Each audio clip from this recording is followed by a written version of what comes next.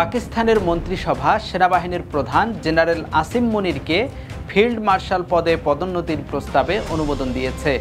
ভারতের সঙ্গে সাম্প্রতিক সংঘাতের সময়ে তার সাহসিকতা ও বিচক্ষণতার স্বীকৃতি হিসেবেই এই পদোন্নতি দেওয়া হয়েছে। ভারত ও পাকিস্তানের মধ্যে সামরিক সংঘর্ষ শুরু হয় গত মাসে পেহেলগামে হামলা নিয়ে চলমান উত্তেজনার জেরে। চলতি মাসের শুরুর দিকে ভারত পাকিস্তান ও পাকিস্তান নিয়ন্ত্রিত কাশ্মীরে একাধিক হামলা চালায়। জবাবে পাকিস্তানও ভারতে হামলা চালায়। ইসলামাবাদের দাবি, তারা তখন 5টি ভারতীয় যুদ্ধবিমান ভূপাতিত করে। 10 মে যুক্তরাষ্ট্রের হস্তক্ষেপে পরিস্থিতি নিয়ন্ত্রণে আসে। এরপর যুদ্ধবিরতিতে সম্মত হয় ভারত ও পাকিস্তান।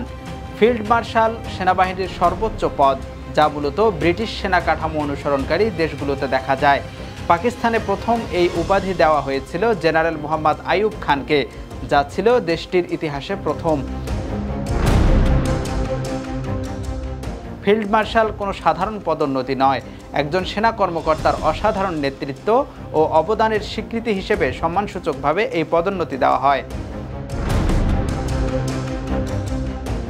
পাকিস্তানের প্রধানমন্ত্রী শাহবাজ শরীফের সভাপতিত্বে অনুষ্ঠিত ফেডারেল মন্ত্রিসভার বৈঠক শেষে এক বিবৃতিতে প্রধানমন্ত্রীর কার্যালয় জানায়, দেশের নিরাপত্তা নিশ্চিত করা এবং মার্কাজে হক ও অপারেশন বুনিয়ান মারসুসে শত্রুকে পরাজিত করার ক্ষেত্রে দূরদর্শী কৌশল ও সাহসী নেতৃত্ব প্রদর্শনের স্বীকৃতি হিসেবে জেনারেল সৈয়দ আসিম মনিরকে ফিল্ড মার্শাল পদে পদোন্নতির প্রস্তাবে অনুমোদন দেওয়া হয়েছে।